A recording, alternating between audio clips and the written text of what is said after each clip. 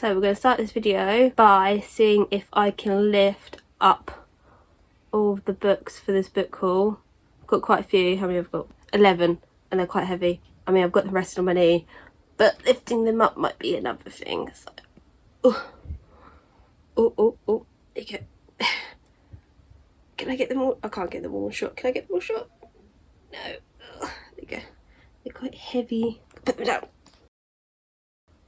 Okay. Right, okay. So, hello, it's been a long time since I have posted a video on here, and I've got like no excuse for it. It's just because I've been a lazy ass for the past 2 weeks, I'd say. So yeah, so sorry about that. So hi, welcome to my channel. If you're new here, my name is Poppy. If you're not, welcome back. As I said, it's been ages since I last posted a video, but I thought I'd come back with a book haul video because over like the past 2 months I've bought quite a few books. So yeah, so let's kick it off. Let's start off, and of course the first book I want to talk about is at the bottom of the book pile. Okay, so the first book that I'm going to talk about is Dan Jones' Essex Dogs. Okay, but a heads up for this video, if it looks like I'm looking down, it's because I am, because I have scripted / wrote down what I want to say, because in previous videos, me editing it, I literally cringe and die every time I go basically, so, and yeah, and it really irritates me because I know what I want to say, but as soon as I start filming, I freeze up and I become incoherent and sound like a proper dummy. So I have wrote down what I actually want to say about these books in the book haul, so hopefully I will stop saying yeah, basically. So yeah, so if it sounds scripted, it's because it is, but hopefully it will make these videos actually sound a lot better. So let me know if you actually prefer me writing down what I want to say before I start filming. Okay, so as I said, first book is Dan Jones' Essex Dogs. I mean, it's a pretty nice cover actually. I mean, look at that. Oh, if I'm gonna be honest, I did pick it up because of the cover. I'm not going to lie. Is there anything underneath the cover? No, it's just a plain blue. No, there's nothing underneath. But I'm not gonna lie, it caught my eye because of the cover. If I'm going to be honest. If you didn't know, Dan Jones is a British historian who specialises in medieval history, and this book is his historical fiction debut and has just literally recently come out. I think it came out March or April, I think, around then, basically. See, I just said basically. So it's part of a planned trilogy of his, and this book trilogy follows a small group of archers and soldiers, or men-at-arms, I guess technically that's the proper term for them, during the 100 Years' War. And if you don't know what the 100 Years' War is, that was a series of battles and wars that took place in France between the English and the French between, and I have wrote down the date, 1337 up till 1453. Okay, so aka late medieval times. Okay, the reason why these battles were being fought over between the French and the English is because of a dispute between the French throne. The English believed they had the right to the French throne, and of course the French believed they obviously, because it was their country, believed they had the right to the French throne. So it was basically just a dispute who actually just sat on the French throne. But lots of reviews that I have stumbled across online when I was looking up this book a little bit more in detail have compared it to Bernard Cornwell's works and said if you liked his work, then you'll like Dan Jones' books. I'm actually really excited to give this a go. I know my dad is, especially because my dad absolutely loves the 100 Years' War. He's literally an expert on it, bless his heart. So he's really excited about it as well. So it'd be nice that once I read it, we'll be able to actually talk about it. So that's the first book I hauled. My second book is Cursed by Marissa Myers. This is actually not meant to have been released yet. I believe that this comes out around the 8th or 11th of November in the UK. But the bookshop I went to yesterday actually had a copy. So of course I jumped on it. And I did partly jump on it because of the sprayed edges. I mean, look at those. Focus? Yeah, okay, so look at those sprayed edges. I mean, that's just, oh, I do like a sprayed edge, I'm not gonna lie. I mean, I don't purposely go out of my way to purchase books that have sprayed edges, but if a book does have it on there, I will get it, okay? So, Cursed is the sequel to Marissa Meyer's first book, Gilded, that came out, I think, last year in November?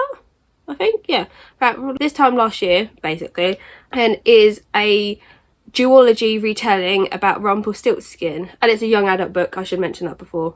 That's a young adult book. So I read Gilded when it first came out, I think in December. It came out in November, but I read it in December, and I remember really enjoying it. If I'm going to be honest, I can't remember much about the plot, but in my defence, I was doing teacher training last year, so a lot happened last year. So, but I just remember having very warm feelings about it, and literally reading it within literally about 4 days, and then just waiting for this one to come out. So from what I remember, and from what I remember of it, it's quite slow paced but atmospheric, young adult fantasy steeped in German folklore. So I hope this book is just as good as Gilded was. This has been one of my most anticipated books, there you go, finally got the word out, of this year, so I'm really excited about this. So that was my second book that I hauled ironically yesterday. Okay, so my third. So my third book is Dark Rise, if I can find it in my book pile, by C.S. Parkat. I could be pronouncing that wrong. So I first came across this book on Instagram, I think about a year or 2 years ago. It kept on getting it basically advertised on my Instagram account. I looked it up and it sounded intriguing, but it was quite hard to get your hands on over here in the UK. I think you could only get it on Amazon, and it was like 20 something pounds for a hardback, and I thought that's quite a lot for a book that I am vaguely interested in, but I thought there's quite a lot for a book that I'm just kind of vaguely interested in. So I thought I'd leave it. But yesterday I was in my local independent bookshop with my sister and my friend, and I saw this out the corner of my eye, and I thought, you know what, I remembered it from about a year ago. I'm going to pick it up because, as I said, it's in paperback now, and it literally cost me like just under £10. But from what I remember of this book, I think it's an adult fantasy. Some people say it's young adult, but some people say adult. So either way, it's a fantasy set in an alternative Victorian London. So kind of like, I guess it's kind of reminiscent of V. Schwab's A Darker Shades of Magic trilogy, because that's kind of set in an alternative past London where magic exists, and it's a dark romance book as well, actually, from what I remember of this, and I was really interested in seeing how this was done. So I haven't looked more into it, and that's because I often like, at the moment, going to books blind. I am very much a mood reader at the moment. I can't plan what book I'm going to read because I pick up whatever I fancy, and I've actually DNF'd a lot of books because one day I fancied it and the next I didn't. But I'm interested to see what this book will be like. So that was my third book of this haul. Okay, so without spilling my drink over, my third book is my fourth book is The Owl's House by Crosby. I don't know why I'm looking down at my paper because it's on the paperback here. So it's Penhale, I can't speak today, guys. So The Owl's House by Crosby Garston, but it's part of what is known as the Penhale Trilogy. Okay, so straight off the bat, I'm not actually going to say too much about this book because I've got a planned video about this book, so I don't really want to talk too much about it. But I am going to say that it's an historical fiction, so one tick for me because I love historical fiction, and it was published in 1923, so it's actually quite an old historical fiction. It's been recently, it was out of print for quite a long time, in I think around 2015, and got republished by Library Nation. So thankfully it's come back into print, and it's, as I said, it's historical fiction, but it's set in Cornwall, and it follows the adventures of John Penhale, henceforth the Penhale Trilogy, and his family. But that's all I'm going to say about this one. But I'm very excited to read this one, actually. Right, so the fifth book, there you go, the fifth book I hauled this month is The Frailty of Human Affairs by, I don't know why I keep looking at my paper because it's actually on the cover. Frailty of Human Affairs by Carolyn Angus, okay? Although some people call her Carolyn Angus Baker. Okay, so this is the first book in a trilogy known as the Queenmaker Trilogy. And I've been really interested in this one because I stumbled across this ironically on a Tudor Wikipedia page, would you believe? And someone cited in, it's either Cardinal Thomas Wolsey's or Thomas Cromwell's Wikipedia, this book as part of like, you know, popular retellings and like, you know, popular, this like historical figure in popular culture. And this book came up by Carolyn, so I was really intrigued. So this is a historical fiction novel following the life of Thomas Cromwell. So I think if you guys remember, I mentioned in my newbie booktube tag video that Hilary Mantel's Wolf Hall Trilogy, which also follows the life of Thomas Cromwell, is one of my favourite historical fiction books of all time. I absolutely love those book series. I mean, I've already got them here. Don't know if you can see them. Wolf Hall, Bring Up the Bodies, and The Mirror and the Light. And this is also a retelling of Thomas Cromwell's life in a trilogy. So this is book one. But I'm really interested to see where Carolyn Angus has, the direction she has gone with Thomas Cromwell. What's her interpretation of this really complex and important historical figure in Tudor history? So I'm really interested, because I know for some people they've said that they struggled to get into Wolf Hall and they actually found this much more accessible, much more enjoyable. So I'm really interested to see if this is a really good alternative to Wolf Hall. I'm really excited about this one actually. Right, my sixth book, if I can count now, is, if I've got, oh, I've got a mark on it. Oh. Okay, so my sixth book I hauled this month is Middlemarch by George Eliot. So Middlemarch has always been a classic that's always been in my radar, and I've always been interested in reading, but like I think a lot of people, I was intimidated by the size of the book because it's quite chunky. And I think it is, well, this edition anyway, this Collins Classics edition is 959 pages, so that's quite a lot. It's quite big. I mean, it took me 2 years to read Les Mis, which is over 1,000 pages, but in my defence, I got halfway through the book, then COVID happened, and I put it down for a year because of COVID, and then I picked it back up, so that's why Les Mis took me 2 years to read. But, and I'm really sorry if I'm pronouncing your name wrong, Micah Cummins, on his channel, he posted a video called My October TBR, and he mentioned he was going to pick up this book as part of a read along, or is it, no, a group read, sorry. He's going to pick this book up as part of a group read, and I thought I'd give it a go. I put a comment on his video saying that I'm really interested to hear what he says about it, and he said he'll talk about what he thought about it. So yeah, so you should really check out, actually, again, I apologise if I'm pronouncing your name wrong, Micah, but he is a super really friendly booktuber. He's so sweet. If you love historical non-fiction and classics, you should definitely check out his channel. I'll put a link in the description box of the video I was talking about just now. But I thought I'd buy it and see how it goes. The next books I picked up this month were by Kathy Reach. So Deja Dead, which is the first book, and Death de Jours, which is the second book. These books are the first and second book in Kathy Reach's Temperance Brennan's book series. So these books follow the lives of Temperance Brennan, who is a forensic anthropologist who investigates human remains at crime scenes to figure out how people died, basically, because often at crime scenes bodies are so badly damaged or burnt, for example, that it's really hard to actually figure out what happened, and it's her job to solve that and find evidence of how they were killed or murdered.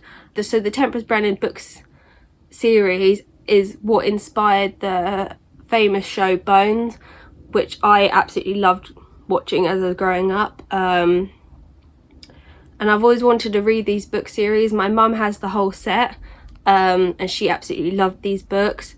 And I thought I'd finally give them a go, because I've been wanting to read them since I watched Bones all those years ago, because it's been a long time since they've come out. I've stumbled across the first two books, ironically, at a garden centre, because, you know, of course, I'd go to a garden centre instead of actually buying any plants. I'd come away with books. But I'm really looking forward to actually seeing how these books are, actually. So these were my next books. These books I haven't actually made any notes on because I forgot I actually hauled them. So this could be a really interesting part of the video where the are basically, yeah, happens. I mean, I have done it I have done it in this video, but this will be worse, I think, from now on. So another book I hold is The Atlas 6 by Olivia Blake.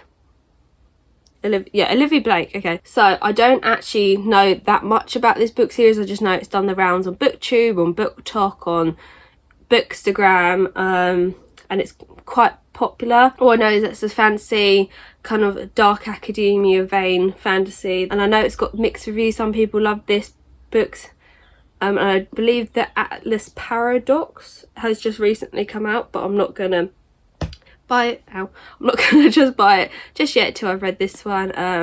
But yeah, I know it's like you either love or you hate this book, basically. But I'm intrigued to see what this book will be like. And the last book I pulled this month is A Dowry of Blood by S.T. Gibson. Okay, I'm not going to lie, to be honest, the reason why I picked it up was because of the cover. I mean, look at that cover. And then the sprayed edges. I'm not really bothered so much about sprayed edges, but I absolutely love the cover. I picked it up at first not realising what this book was until I realised after reading the inside cover blurb or excerpt that it's a book that has actually gone around on Bookstagram, but when it was independently published on Amazon. I heard about this actually first on Emmy's channel, and as I said, she got it as the Amazon independently published edition cover of it, and this book follows the life of one of Dracula's brides. It is a tale of Dracula's first bride, Constanta. I'm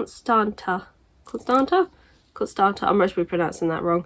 I'm really interested to actually give this a go. That being said, I've not read Dracula. I know the blasphemy of that. I've not actually read Dracula, but Micah on his YouTube channel has been reading a chapter of Dracula, so I think before I read this, I'm going to listen to his videos, chapters, especially up to where we're introduced to the brides of Dracula in the story. So no, I'm really interested in this. I do like a vampire book, and it's got really positive reviews. I remember Emmy saying the language and storytelling in this is absolutely beautiful, and it's quite short actually. I think it's like just over 250 pages, so it's like a nice short book, but I'm actually really interested in giving this a go. There you have it. That is my book haul for the last 2 months. So I hope you enjoyed this video. Hopefully I'm going to try and be a bit more what's the word